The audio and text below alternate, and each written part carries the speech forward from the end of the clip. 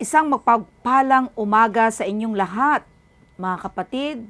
Ngayon ay ating pagbubulay-bulayan ang isang mensahe mula sa Ephesians chapter 5 verse 8 to 14. Ganito ang sinasabi. Dati namuhay kayo sa kadiliman, ngunit ngayon ay naniniwagan na kayo dahil naliwanagan na kayo dahil kayo nasa Panginoon na. Ipakita ninyo sa inyong pamumuhay na naliwanagan na kayo. Alamin ninyo kung ano ang nakakalugod sa Panginoon. Huwag kayong makibahagi sa mga walang kabuluhan. Gawin ng mga taong nasa kadiliman, sa halip ilantad ninyo ang kasamaan nila. Nakakahiyang banggitin man lang ang mga bagay na ginagawa nila ng lihim. Ngunit pagsabihan ninyo sila sa masasama nilang ginagawa. Malalaman nilang masama nga ang kanilang mga ginagawa. Sapagkat maliliwanagan ang lahat ng naabot ng liwanag. Kaya nga sinasabi, gumising ka, ikaw na natutulog, bumangon ka mula sa mga patay at liliwanagan ka ni Kristo. Ito po yung batayan ng ating debosyon sa umagang ito. Mula sa kadiliman tungo sa liwanag. Sinabi ni San Pablo, yung salitang dating namumuhay kayo sa kadiliman. Bago natin nakilala si Kristo, alam nating tayo ay nasa kadiliman ng kasalanan at ng kamangmangan. Ang kadiliman, mga kapatid, ay simusumbulo sa kawalan ng Diyos sa paggawa ng kasamaan at pamumuhay ayon sa sariling kagustuhan na malayo sa kanyang kalooban. Ito yung sinasabing isang buhay na walang tunay na direksyon, walang tunay na pag-asa, at puno ng kapahamakan. Ngunit pasalamatan natin ang ating Panginoong Diyos. Ngayon, ang sinabi, pasalamatan ang sinumang nasa Panginoon sapagkat nakamtan at natanggap na nila si Jesus bilang Panginoon at tagapagligtas. Tayo ay inilipat mula sa kadiliman tungo sa kanyang kahangahangang liwanag. Hindi lang tayo inalis, mga kapatid, sa kadiliman, kundi ginawa niya tayong liwanag sa Panginoon. Ito ay nangangahulugan na ang presensya at kalikasan ng Diyos ay nananahan sa atin. Paano tayo mabuhay bilang mga anak ng Diyos? Sabi ko nga, dahil tayo ay liwanag na, nasa liwanag na tayo, inaasahan na tayo ay mamumuhay bilang mga anak ng ating Panginoon o bilang anak na nasa liwanag. Ano ang ibig sabihin po nito? Una, sabi sa talata 9, magbunga ng kabutihan, magbunga ng katwiran, at higit sa lahat, magbunga sa katotohanan. Ang liwanag, mga kapatid, ay hindi maaaring magbunga ng kadiliman. Correct? Kung tayo ay tunay na naliwanagan ang ating buhay, ay magpapakita tayo dapat lagi ng katangian ng Diyos. Yung sinabi ko kanina, kabutihan. Kabutihan sa alin? Sa ating mga gawa. Katwiran. Sa anong paraan sa lahat ng ating mga desisyon. At yung katotohanan sa ating mga salita. Ang ating mga aksyon, ang ating salita, ang magpapatunay na tayo ay tunay na sumusunod kay Kristo. Pangalawa, sabi niya sa talata 10, alamin ang nakakalugod sa Panginoon. Hindi sapat na iwasan lamang ang masama, mga kapatid. Dapat nating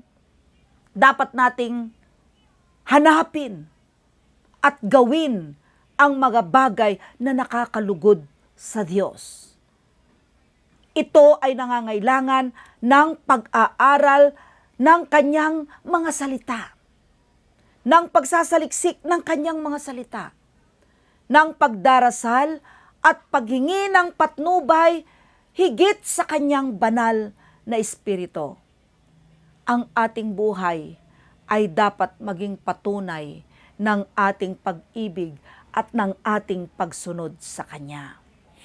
Pangatlo, mga kapatid, ay yung verse 11 to 14, sinabi niya, huwag makibahagi at ilantad ang kadiliman. Bilang mga anak ng liwanag na nasa liwanag, hindi tayo maaaring makisama sa walang kabuluhan na gawain ng mga tao na nasa kadiliman. Yun ang sinasabi in verse 11 to 13. Ito ay nangangahulugan, mga kapatid, iwasan ang mga gawain at pamumuhay doon sa salungat sa prinsipyo ng ating Panginoong Diyos. Hindi lang basta umiwas, mga kapatid, ang sinasabi ng ating teksto, kundi dapat nating ipakita, ilantad ang kasamaan. Ito ay hindi paghuhusga ng mga tao, kundi paglalantad sa kasamaan ng kanilang mga gawa sa pamagitan ng ating pamumuhay na punong-puno ng liwanag at sa pamagitan ng pagsasalita ng katotohanan sa pag-ibig. Ang liwanag ay nagtatanggal ng pagtatago at nagpapakita ng tunay na kalagayan ng tao na nasa liwanag. Kaya sinabi niya sa verse 14, anong sinabi niya? Gumising. Yung salitang word na dalawa doon, gumising at bumangon.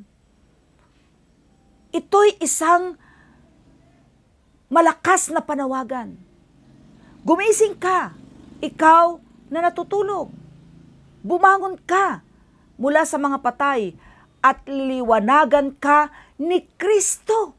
In verse 14, ito ay isang pagpapaalala, mga kapatid, sa mga mananampalataya na baka meron pang bahagi o meron pa ring bahagi ng kanilang buhay na natutulog sa espiritual o nabibihag pa rin ang lumang gawain ng kadiliman. Kaya sinasabi ng ating teksto, gumising ka, ikaw natutulog. Ibig sabihin, mga kapatid, huwag tayong maging kampante o manatili sa espiritual na pagkakahimbing. Dapat tayo'y magising, alisto at aktibo sa ating pananampalataya. Bumangon ka mula sa mga patay. Sabi niya, ito ay pagtalikod sa mga gawaing espiritual na patay.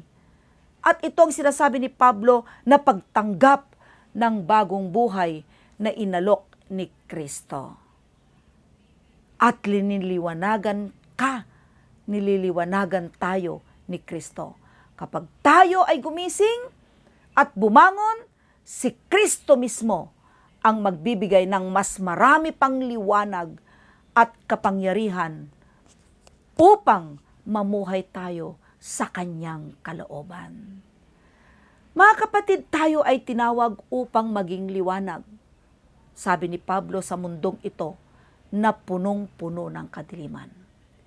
Hindi tayo basta may liwanag, kundi tayo mismo ang liwanag dahil kay Kristo. Maliwanag po yun. Hayaan natin na ang liwanag na ito ay lumiwanag sa ating mga buhay.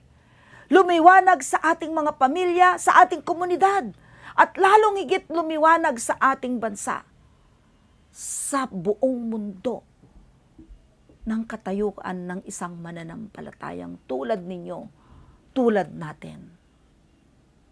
Naway sa bawat hakbangin natin, mga kapatid, ang kabutihan na sinasabi ni Pablo, ang katwiran at ang katotohanan, ang siyang lagi nawang palaging nasa atin na maging gabay at naway makita natin ang pagbabago sa ating buhay.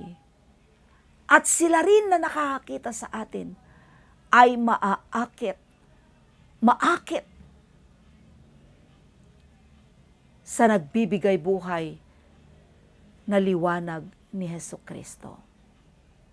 Yaan po ang mensahe sa umagang ito.